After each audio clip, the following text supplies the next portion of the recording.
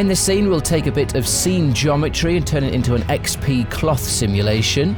We will then use some flow fields to give us artistic control over the movement, and we'll finish by looking at some retiming strategies, both in the emitter and in the XP cache.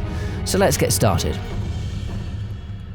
So here we are in our 6th fill scene, and we've started in this one because we need to borrow some of the components. So the next stage, we need to make our plastic bag shrink around our number 5. So what do we need to take from this? We need to borrow our MoText object. So let's just hit Control C, and then we'll go to File New, start a new file, and let's Control V and paste that in. Fantastic. So obviously it brings across its protection tag and our collider tag. So let's get this changed. We don't want this to be a number 6. We need this to be a number 5. There we go. There's our number 5. And also at this stage, it's going to be very important. You need to bear in mind that even though we can kind of work on individual scenes of our countdown. So at the moment we're working on a number 5. We have to bear in mind what the relevance of this is to the next number in the countdown. And that is, in this scene, the number 4. So what we're going to be doing is, we'll bring in a number 4 in a little bit, and I'll explain why that is important. But at the moment, let's just stick with our number 5. So let's bring in a cube. And this cube is going to be our bag. So we need to create our plastic bag, which is going to shrink wrap around the number 5. So what we're going to do is let's keep it at the default X and Y size of 200 centimeters, which that's working well. Let's reduce this Z depth way in. Let's put that way down to, say, just 2. So we want this really, really, really thin. Okay. But now, obviously, we need to create a bulge in this bag so it completely gobbles up our number 5. Our number needs to sit within the volume of this bulge.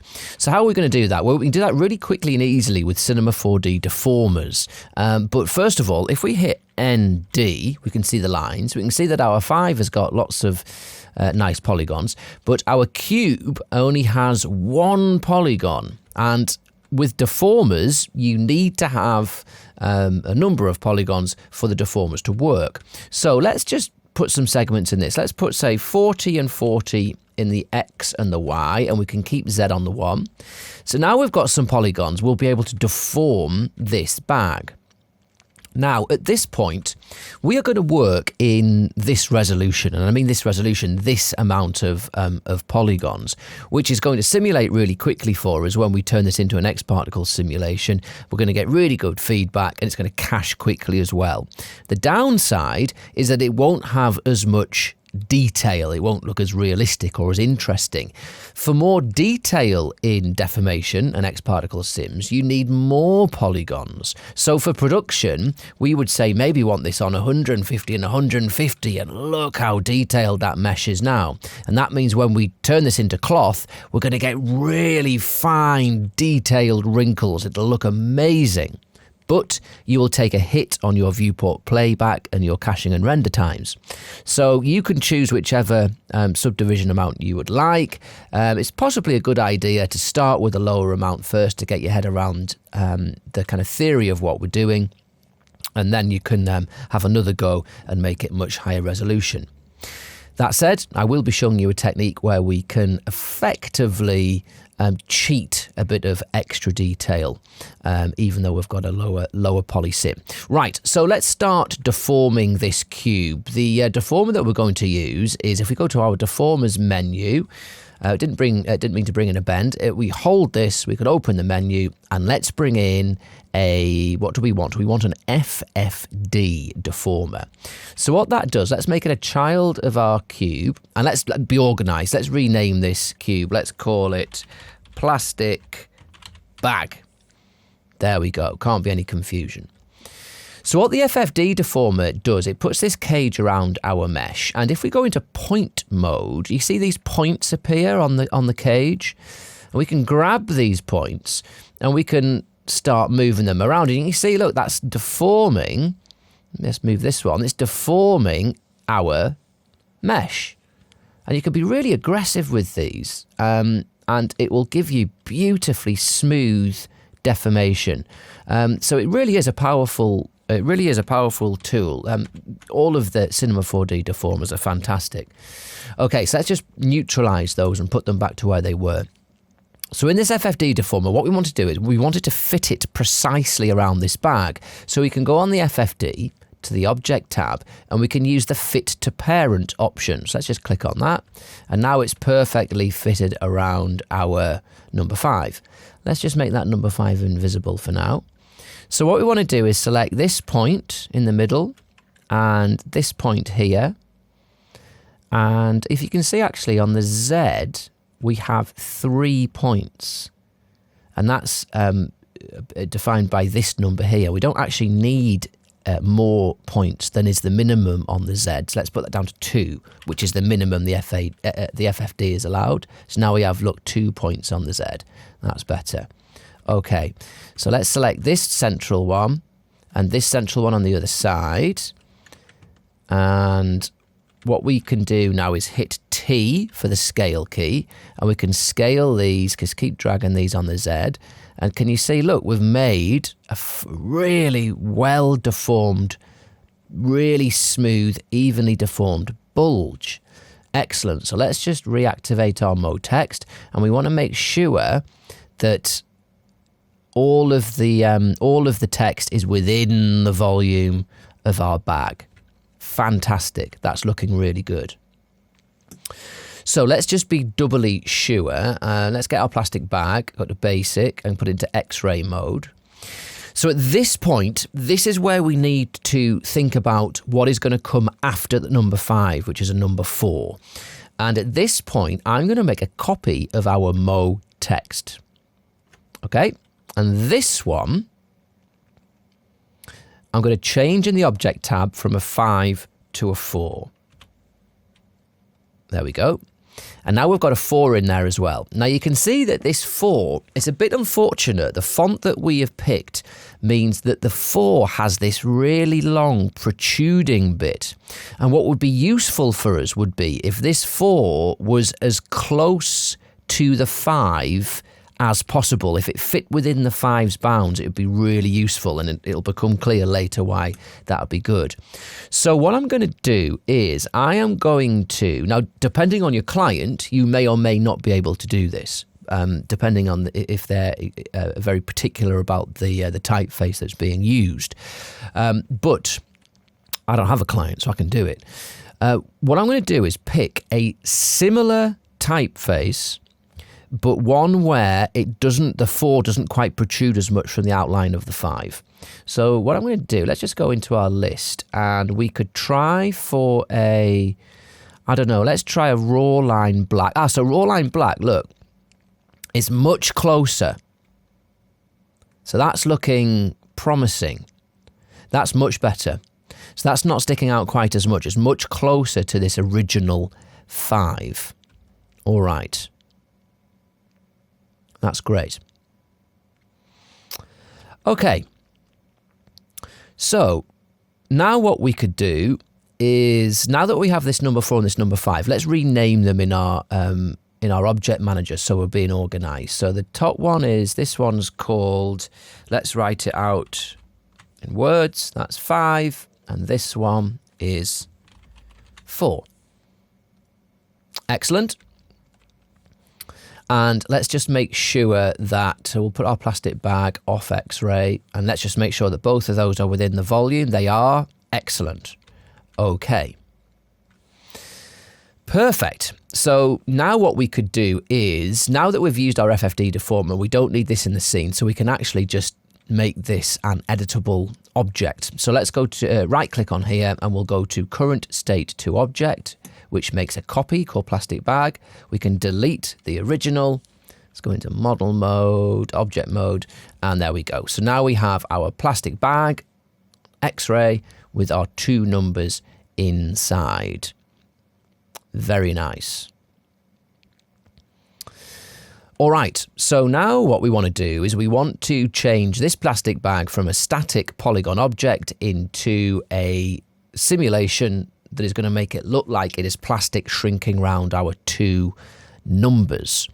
So how are we going to do that? Well, for that, we are going to use xpClothFX cloth, which will work really well for us in this scenario. Before we set that up, let's just save this scene up and let's get organized. So we'll go to File, Save As. Let's go to our MoGraph countdown, and we need to, first of all, make a new folder, and let's call this xp countdown, and this is 5. Oh, missed off a T there. Let's get the T. 5, and this is shrink. Let's just copy that name. Copy, and then we'll go into the folder. Let's paste the file name. Good. And while we're here, we could actually make another folder inside here. Let's make a cache folder. So that's there as well for when we need it, and let's press save. Okay, so that's all saved up. We're ready to go. So let's talk about this xpClothFX cloth.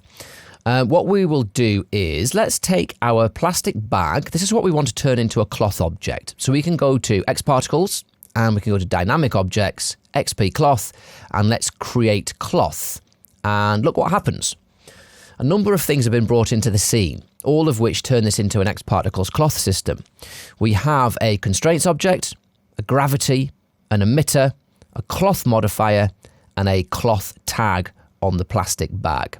So if I just go to my emitter and go to display, let's change it. By default, this is on dots. Let's change it to circles. Good. Now I'm just going to go forward one frame, and you can see that this emitter has automatically been set up to be in object mode. It has our plastic bag as the reference, and it's emitting on every point of the mesh. They're just being emitted on the first frame, and there is only one particle per source element, per point. So it's put particle on each point, and what it is doing is it has this cloth modifier is doing all of the physics under the hood. It doesn't have any settings, but what it's doing is it's creating these cloth particles. Then these cloth particles are connected by constraints, and those constraints are what allow them to be held together but to flex and bend and crease. And as those particles move, they will then deform our original geometry. And the way in which you make it more bendy or more stiff, or be able to tear or pin it in place, is in the cloth tag settings in these tabs here. So all of this is brought in for you when you put create cloth. Before we move forward and start looking at how this cloth works, let's just get organized. So if we go to the, we've got lots of xParticles objects here just in an order in our object manager. If we go to xParticles and hit system sort, it puts them all inside an xParticle system with all of the relevant objects put in the appropriate folder. So that is great. Let's take our numbers and our plastic bag and put that into the other objects area of the system. And let's just get rid of this xParticles icon. We'll go to the system and let's go to deactivate icon in viewport. All right. So if we hit play, the particles immediately fall down, and they kind of look like, they're kind of behaving like cloth a bit, don't they? But there are things going wrong. Let's make the particles invisible. So here's our bag, and it falls down, and it starts creasing a little and looks pretty nice, but it's not looking like cloth. Now, what is happening is those cloth particles are interacting with our 4 and our 5 text, because remember, they're carrying over this collider tag that we brought in from the previous scene. Now, the previous scene, we had these collider tags set to the inside, because remember, we were filling our 6 up with fluid. But we want this to actually react with the outside of the object. So let's just add a little bit of friction on there.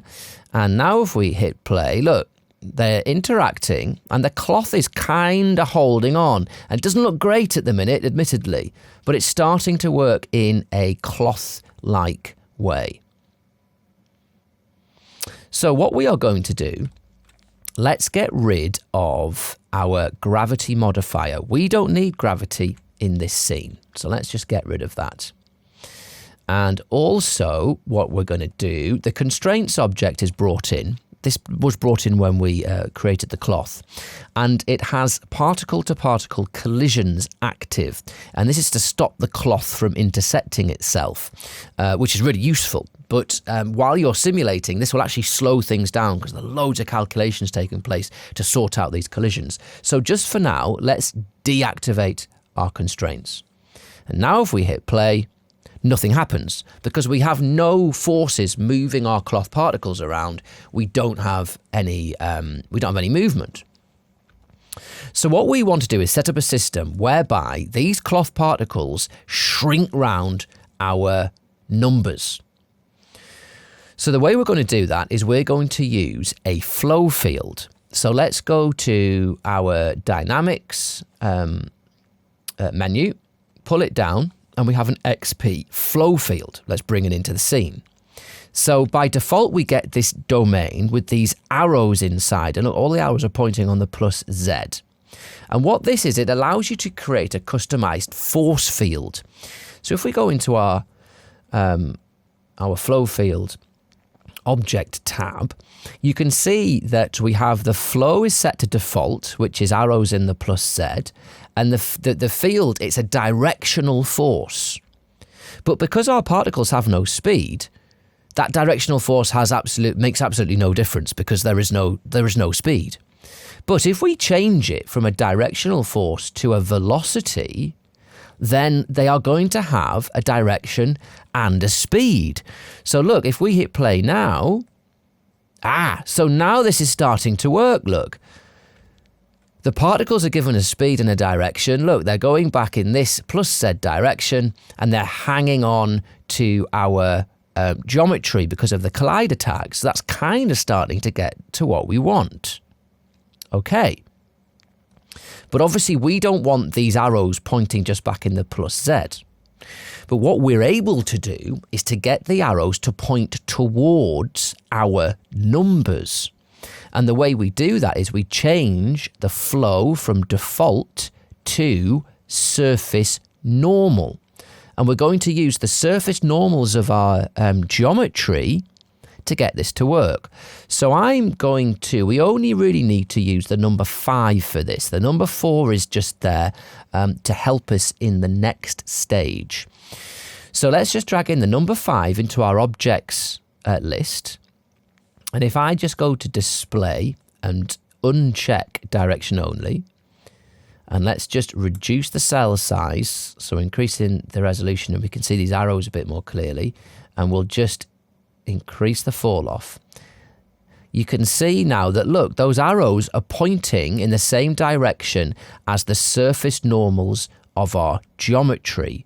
So that's really good, but they're going the wrong way. We want them to point towards. So what we need to do is invert them. And now those arrows are pointing towards the surface normals of our geometry. It's like the reverse normal, which is brilliant. So let's take off the fall off. So there's an equal force within the entire domain of this flow field. Let's just go to display and uncheck show vectors so they're not getting in the way. And now if we hit play, look, we're getting cloth that's moving towards our number. Now it's not right yet, but it's getting closer to what we want. So first of all, it's a little bit strong. Let's go to the flow field and go to the object tab general. And look, the particles have been given 200 speed. This is way too much. Let's put that down to say 75. Now let's hit play. That's calmed down somewhat. So it's okay, but we're getting a bit of moving around, and we're not getting a huge amount of directional force. So how are we going to fix that? Well, what we're going to do is kind of multiply that directional force, just the direction, not the velocity. So the way we're going to do that is we're going to copy this flow field. So let's hit Control, drag it down. So now we've got two flow fields exactly the same. In the second, let's change the field from velocity back to just direction, and let's really ramp up this strength. So now let's see, I think, yes, look, it's much more under control. And they're going towards that number 5. So we're starting to get the look here. It's starting to work. Before we make any more adjustments, you can see that we're getting this really weird Phong shading. If I hit ND, you can see it's happening where the polygons are. And that's because, like I said earlier, we just don't really have enough polygon information to be deforming this object this heavily. So what we can do just to sort that out a little is if we go to our plastic bag, to the Phong tag, and let's just put that Phong angle way up to maximum. You see that smoothed that out slightly?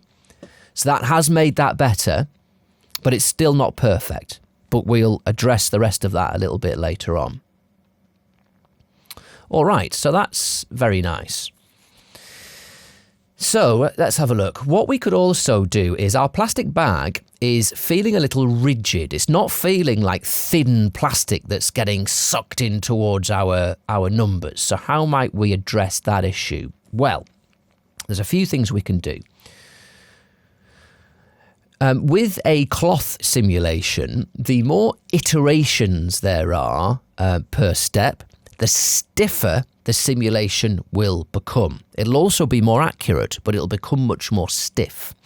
So if we reduce, look, in our cloth tag, in the cloth tab, we have an iterations setting. If I put these iterations up to, say, 40, it's going to be even stiffer, this cloth, but we're going to have a really, really more accurate solve. That's not what we want. We want it to be less stiff. So let's just put these iterations down to, say, 4. See what we get. Much softer. You see it's wrinkling in much more easily. So that's looking really nice. Excellent. And what we can also do is reduce the structure, shear and bend constraints also to make this a little more pliable. So let's just take down the shear and the bend. Look, we're getting really interesting wrinkles now. Coming down, it's shrinking up. So we're really getting close to the kind of look that we're after here. At this point, let's reactivate our constraints to make sure that we're going to minimize any intersections. But you can see that's starting to be the look that we're after, isn't it? We're really shrinking this down, and that's looking fantastic. I'm really pleased with that.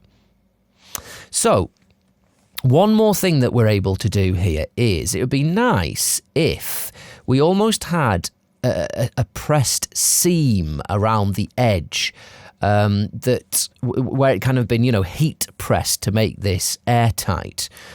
So let's explore how we might go about doing that. And what we'll do, we will use particle groups to get that effect. So let's get this set up. So let's go to our emitter. This is our cloth emitter. And we can go to the Groups tab, and I'm going to hold Control, and let's hit Create and Add Group twice. So we've just made 2 groups. In the second group, let's change the colour to a very different colour so it becomes obvious. So in its default mode, what will happen is, let's just make those particles visible. What will happen is the emitter will randomly distribute all of the new particles into particles group 1 and particles group 2. And you can see, look, that's happened. It's just randomly put them in. That isn't what we want to do in this instance. What we want to do is set this up so that particles in group 2 are only in the bit that we want to act as the kind of seam. So how might we do that? Well, let's go to the mode and change it from random to first group only. So now if I hit play, it's only put them in group 1 and there are no particles in group 2. Excellent. So now what we need to do is put our perimeter particles into group 2. And we're going to do that with a modifier. So let's go to the modifiers tab And let's go to the control modifiers menu, and we want to change group. So if we bring this in, it's asking, what is the new group? So the new group that we want to change particles into is the pink one, group 2. So this is now just happening kind of universally. So if I hit play, the emitter initially wants to put them into group 1, but then the modifier immediately takes charge and puts them into group 2. And now we can see that they are all in group 2. Good. So now what we need to do is just have the perimeter one. So we're going to do that with a fall off. So if you're in R20 and above, you can do this with a field. If you're in R19 and below, you can just do this with an old regular fall off. And we're going to use a box. So let's just have a look. If we reduce this box size somewhat, let's have a look and hit play. So now you can see, look, on the inner fall off of this box, it's putting the particles into group 2. So let's widen this out so it takes in the entire, let's have a look, takes in the entire bag. And then let's increase this in a bit, and this is going to give us the control. So the seam, let's just say we want it to be about there. Let's try that one. So there we go. Look, we've got an outer perimeter of particles in group 1 and an inner perimeter in group 2. Excellent. Now, we're not quite finished yet, because if we hit play, as the particles move through the fall off, they all then get put into particle group 2. So that's not going to work. What we need to do is, the easiest way actually of doing this, let's go to the change group modifier, to the basic tab. On frame 1, we'll keyframe the enabled. Let's go through to frame 2, deactivate that, keyframe, and now let's look. That's working perfectly. Excellent. So why have we done that? Well, now we have got them in separate groups. What we can say is this. We can say that only the pink particles are going to be affected by our flow fields. Now, the green particles will still be kind of dragged along for the ride because they're attached via the cloth system, but it just means they're not going to be quite as aggressively moving. So let's go to our 2 flow fields. Let's go to the groups affected, and let's only affect these middle particles, the pink ones, group 2. Okay, excellent. Let's make those particles invisible. So this is going to be a subtle change, but we are going to, look, you can see it, we are going to just maintain a little bit of a seam on those. And that's just going to add a little bit more nuance and interest to this sim. Fantastic. Right, so let's talk about, we're pretty much there now. There's a couple of things we want to do, and they are retiming functions. So what I'd like to do at some point is I want these particles to come to a standstill. And there are various different ways of doing it, but I'm going to show you an emitter retime, which is going to work really well. Let's just increase our timeline to, say, 200 frames, just so we've got a little bit more to play with. So you can see, look, it's still moving, and it's still moving, and it's still moving.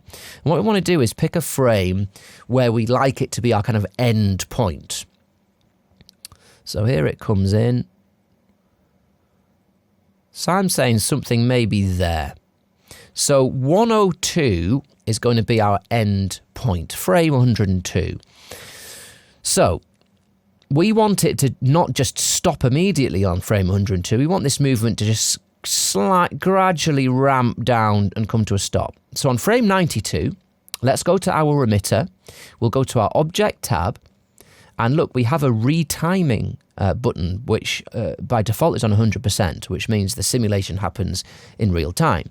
If I keyframe that, and then let's go forward to frame 102 and reduce it to 0, watch what happens. So we've got full speed, 100% speed here, as these particles are moving along. Now, even though I've got all these modifiers and solvers in the scene, look, it ramps down, and now they've stopped moving.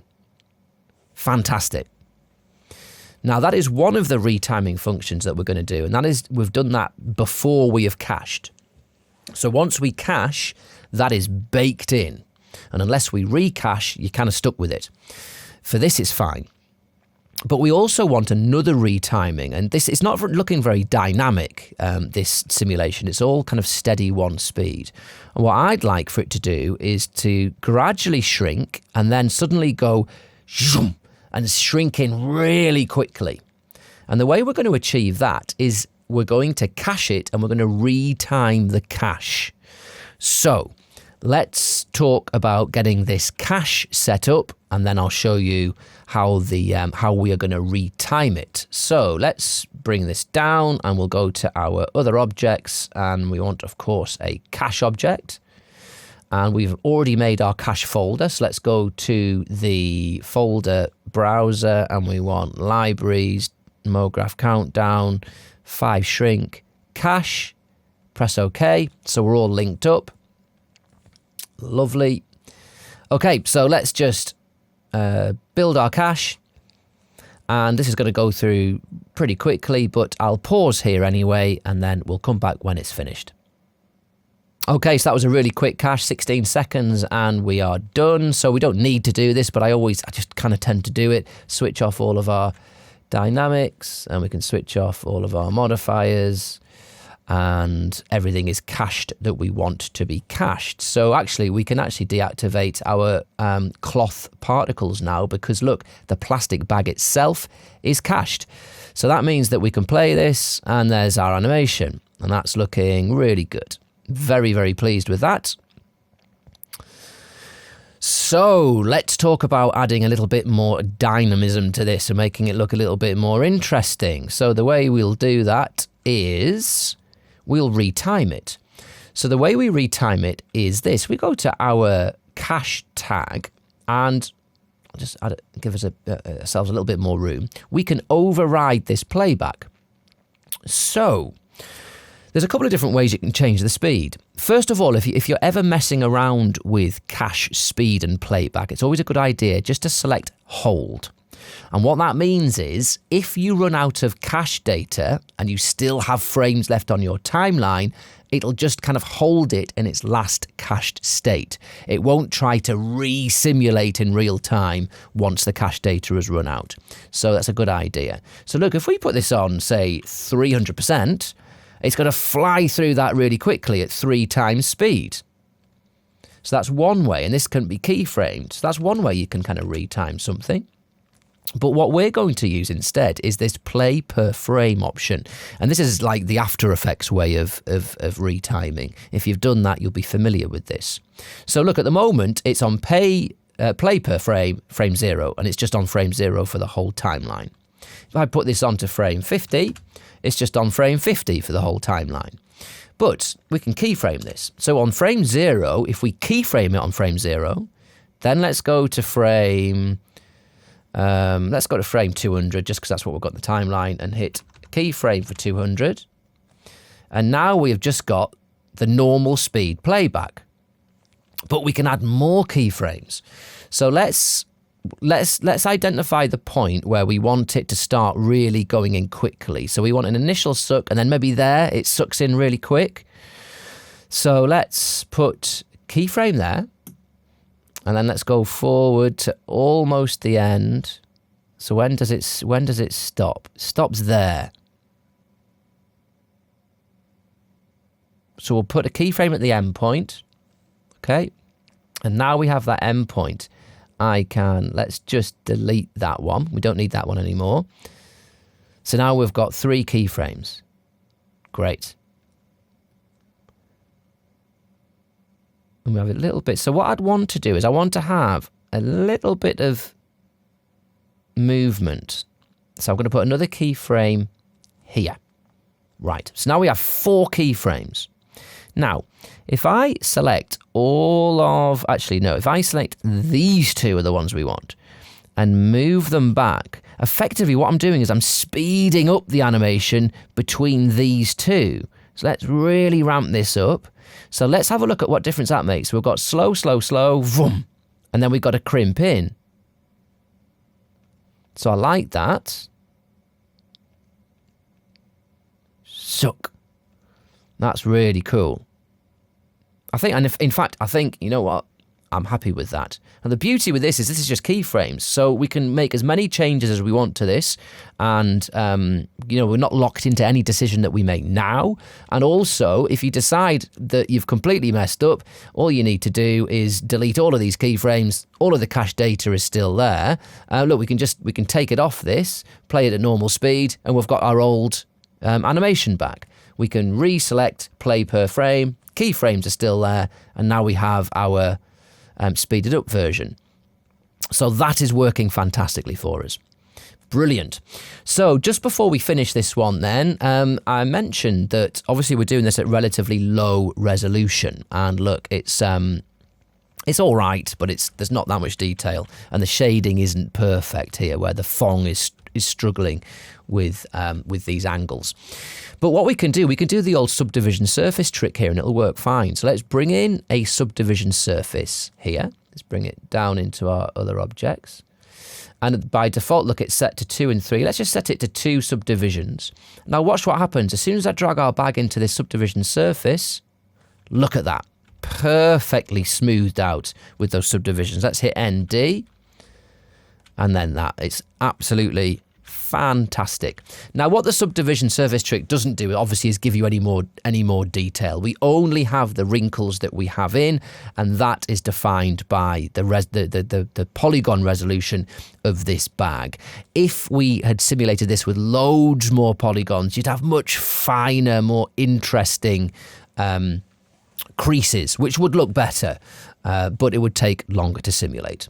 But for us, what we will do is we will smooth out the lower polygon count with a subdivision surface. And the beauty of this is you get a perfectly smooth mesh, but it is still, all of the simulation time is based on the low poly, the low poly mesh. So it's really quick.